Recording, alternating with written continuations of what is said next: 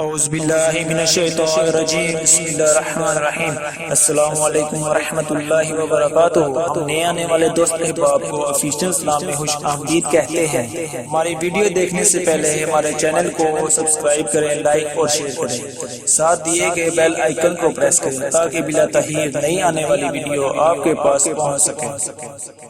حضور پاک صلی اللہ علیہ وآلہ وسلم اور دوسرے انبیاء اور پیغمبروں میں فرق۔ حضور پاک صلی اللہ علیہ وآلہ وسلم سے پہلے بہت سے نبی آئے، مگر ان کی وفات ہمارے کچھ کام نہ آئی۔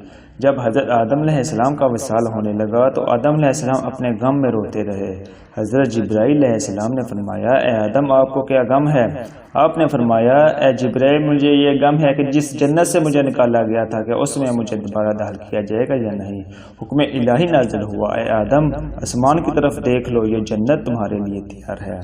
حضرت آدم علیہ السلام نے جنت کو دیکھا اور خوش ہو کر جان دے دی، لیکن جب ہمارے پیارے نبی حضرت محمد صلی اللہ علیہ وآلہ وسلم بیمار ہوئے، ایام مرض میں ایک دن حضرت جبرائیل علیہ السلام آئے۔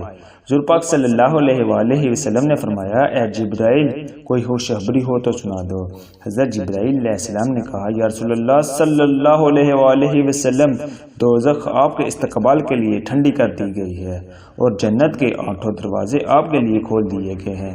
حوریں اور ملائکہ آپ کے استقبال کے لیے جنت کے دروازوں پر کھڑی ہیں۔ حضور پاک صلی اللہ علیہ وآلہ وسلم نے یہ بات سن کر فرمایا، اے جبرائیل مجھے نہ جہنم سے کوئی مطلب ہے اور نہ جنت سے کوئی تعلق ہے، یہ بتاؤ میری امت کے لیے کیا تیاریاں کر کے آئے ہو؟ اس کے بعد حضرت جبرائیل علیہ السلام نے عرض کیا، یا رسول اللہ صلی اللہ علیہ وآلہ وسلم جنت حرام ہے تمام امتوں پر جب تک آپ کی امت اس میں داخل نہ ہو جائے۔ حضرت آدم علیہ السلام، حضرت نوح علیہ السلام، حضرت موسیٰ علیہ السلام سب نے اپنے لیے کچھ نہ کچھ طلب کیا، لیکن جب ہمارے پیارے نبی اس دنیا سے رخصت ہونے لگے تو اپنی امت کی بخشش اور مغفرت کی دعا کرتے رہے۔ سبحان اللہ۔ جب حضور پاک صلی اللہ علیہ وآلہ وسلم کے پاس ملک الموت آئے تو ملک الموت سے اپنے حق میں بات بھی نہ کی اور کہا، جبرائیل امین کہاں ہیں؟ اے ملک الموت جب تک جبرائیل علیہ السلام کی زبانی امت کی مغفرت کی بشارت نہ سن لوں اس وقت تک جان نکالنے کی اجازت نہیں دوں گا۔ حضور پاک صلی اللہ علیہ وآلہ وسلم سے حضرت جبرائیل علیہ السلام نے عرض کیا، اگر آپ کو خوشی ہو تو آپ کی وفات کے بعد آپ کے جسم مبارک کو جنت میں پہنچا دیا جائے۔ فرمایا، نہیں، مجھے میری امت کے اندر ہی رہنے دینا، یہیں اپنی امت کے لیے استغفار کروں گا۔